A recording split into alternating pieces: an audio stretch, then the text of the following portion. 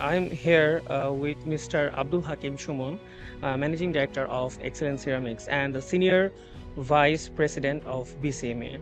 Sir, how are you? I'm fine, thank you. What is the biggest opportunity you see for Bangladesh ceramic industry? This is our great opportunity today because of lot of Chinese supplier come to here.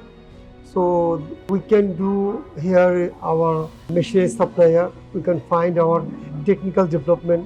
We can find also our spare parts also. So a lot of supplier come here. So it's a great opportunity. We work together. And how can China and Bangladesh work together to strengthen the ceramic industry? দেখুন চাইনিজরা technology দিক দিয়ে সারা ওয়ার্ল্ডের মধ্যে number one এখন। তারা AI use করছে, technology use করছে। আমরা যদি ওদের সাথে একসাথে কাজ করতে পারি তাহলে আমাদের ইন্ডাস্ট্রিও ডেভেলপমেন্ট করবে এবং আমরা এক্সপোর্টে অপরচুনিটি ক্রিয়েট করতে পারবো।